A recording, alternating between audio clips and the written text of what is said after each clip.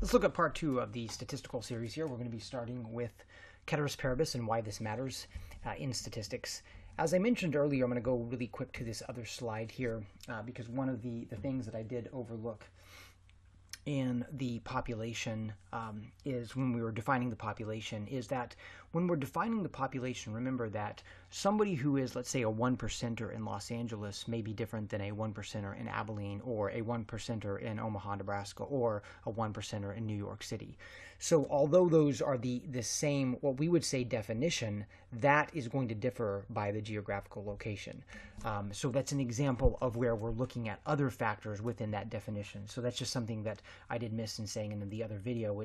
It's when we're defining a population, if I'm going to compare a 1%er and I'm going to use, let's say, a Los Angeles 1%er, then I'm going to compare that Los Angeles 1%er to another Los Angeles 1%er. I'm not going to compare that Los Angeles 1%er to, let's say, an Abilene, Omaha, or New York City. Very different environment. And what seems like 1% in Los Angeles may be a lot in those other places, but those other places may not even have that level of a definition. So when we're talking about ceteris paribus here, it's just Latin for the remaining being equal or all else being equal. Ceteris is where we get the adjective where we get etc. or I'm sorry, cetera and etc. When it comes to research and comparing data sets, we should strive to compare like data sets as much as we possibly can. I realize this is not always a possibility, but we should definitely strive to do it when we can. We should be clear about what variables we compare or what variables we didn't compare. We'll be practicing a scenario. In a second, I'll pause the video or let you pause the video, and then you can practice. And luckily, there's no right or wrong answer, so you don't have to worry. And then using the previous video as an example, the rich in Abilene may be very different than the rich in Los Angeles and the rich in Buenos Aires, right? In some cases, like historical data, we may not be able to compare accurately, but we can be upfront about this reality. Another good example of this is the definition of what makes someone in the, I think it's the 1 to 5% in the world in terms of income. I think, based on several studies I've seen, I think if you make more than 40,000 US dollars a year, you're in the top 5% of the world in terms of income. But as many of you know, boy, that really wouldn't be a lot of money depending on where you live, right? And so that's, again, where we would want to look at the different areas. We'd want to break that down further. We can't just apply that. We want to look at those other variables. So again, looking at this demographic, we see, we have the number of high-income households across, just the United States. And because the cost of living is not equally distributed, that may or may not be quite a bit of money for the area. But let's do a practice here. So what I want you to do is pause the video. I'm picking two people, John and James. And John has an annual income of $32,000, and James has an annual income of $95,000. What I want you to do in this exercise before you pause the video is I want you to think about what could potentially describe the difference in income, right? And by the way, this is based on an actual study that I saw from one of the top research publications in the United States, and they were comparing two percentiles of data, but they were not giving other details about those percentiles. Well, when you looked at the further details, it explained the discrepancies in income, but they weren't doing that. So this is kind of based on that, but what we're doing is we're looking at two people. One person has an annual income of $32,000, one has an annual income of $95,000. So think about potential explanations for why their income is different. And remember, there's no right or wrong answer really here, because as long as it's a difference between these two individuals, it may actually explain part of the reason why their incomes could be different. So don't be worried about if you feel like you got the wrong answer or not. So go ahead and pause, and then we'll look at just some examples. I can't go over every single possible one because there could be hundreds.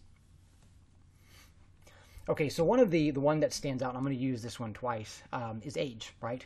John could be 27, so he could be just starting his career, right? And James could be 51. I believe in the United States, if in the age range of 45 to I think in the 50s, that's when you will earn the most income in your life. And that's when you have the highest probability of being in the 1% of incomes in the United States, is the range of 40 to 50 in that age range. And so it could be that James, the reason why his income is high is because he's 51 and John is 27. Think about a person who's going to medical school, and after you get out of medical school, because it's in a shortage, you're going to do very well, but you're going to go through a period where you don't have a large income, right? And so just because you don't have a large income when you're younger, when you're going to school, doesn't mean you're not going to have a large income in the long run. So I'll keep that in mind. In the same manner, it could be that John is 69 and retired, and that $32,000 is his dividend income, right? Let's say he hasn't collected Social Security yet, or he's figured out a way to kick it. I think 68 is the limit, but maybe I'm wrong. Maybe you can kick it to 70.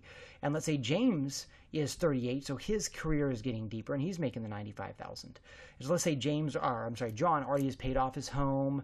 He's traveled the world, so he's done what he wants to do. So all he wants to do is just read and pay for health care. Well, $32,000, depending on the area, that may be a lot of money. He may not have, a lot of property taxes or a lot of expenses or burdens. So that may end up being a lot of money in his area. He could be a retiree, right? That could be another factor that explains it. Another factor as well is profession, right? It could be that John works in customer service and James, let's say, is a plumber. And plumbers do very well in some cases, and customer service is generally a lower paying profession, not always, but it can be a lower paying profession. And maybe, like with customer service, John is working up his way into something else, and James is, let's say, mid-level plumber, okay? Another explanation for these two data points here is that education could be different.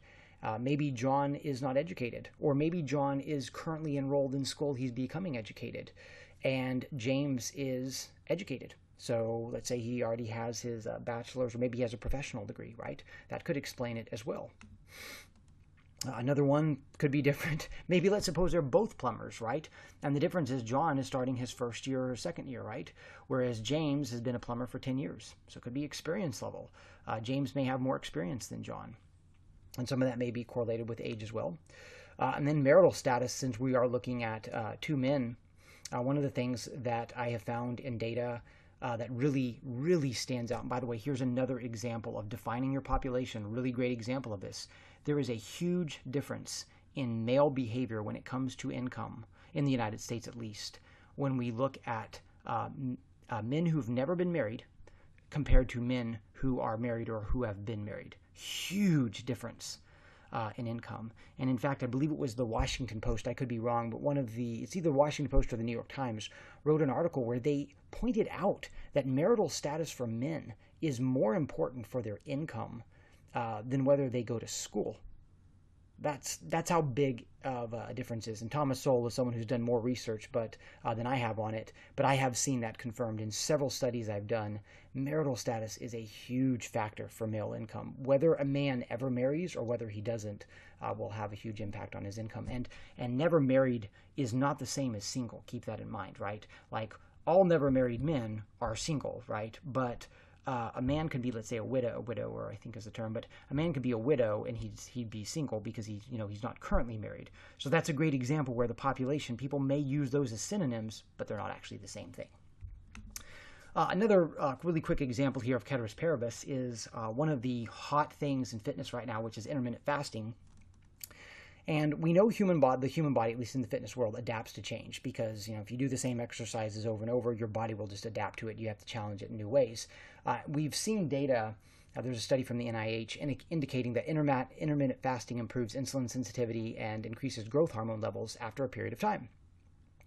The next statement is, after a period of time, does the length of time a person does intermittent fasting affect these results? Question. That would be very fascinating to see in research. To my knowledge, hasn't been done. If a person has been intermittent fasting, let's say for 5 years, will he see less of an impact, right, with his growth hormone levels or with his insulin sensitivity? And I think with insulin sensitivity, I could be wrong, but I think it's kind of like blood pressure. I think there's a limit that you'll end up hitting that you can't really get further past. But with growth hormone, let's suppose somebody's been doing it for 5 years. Is the growth hormone release during that fasting period, is it the same effect each time? Or does the body adapt and figure out, oh, he's fasting today, so I know what he's doing, right? So it would be really fascinating to look at that. Just as one variable to look at, because we could look at other variables too, such as age, activity level. Like, does it differ for somebody who works out or doesn't work out? What about general diet? Does it matter based on the diet? What about gender, etc., right? So there's all these other factors that we could look at. It would be really fascinating to see. And to my knowledge, I don't think they've ever looked at the length of time someone does intermittent fasting. So it would be fascinating to see if it has the same effect after a few years. But this is one of the examples of the importance of Ceteris Paribus, because There are researchers out there, as the percentile example, where they will come to a conclusion. They'll say, this group of people makes more money than that group of people. And what I did was I inquired and I said, well, what's the median average age of that percentile and this percentile? And at first it was kind of like, well, that shouldn't matter. Well, but I mean, just what is the median age? And it turned out there was a huge age discrepancy. The percentile that was lower on income was much younger. The percentile that was higher on income was much older. In fact, they were in their peak careers. And it's the same thing with your highest probability in your life of being in the 1% will be in your 40s to 50s. That's just an example of something that when you look at the data, that's where that probability is going to rest. So we do want to look further into the data. We definitely want to make sure that when we compare, we want to do the best job that we can to let people know, well, we didn't really look at these other factors, or there may be other factors that explain why we see differences, which in a sense, what we learn from this is, as statisticians, we definitely want to be humble, because there's always going to be factors we're not going to look at. And so that's just something to walk away with if you want to get a lesson from this video, is when it comes to data, we're doing the best we can, but there's always something that we could overlook that could describe everything.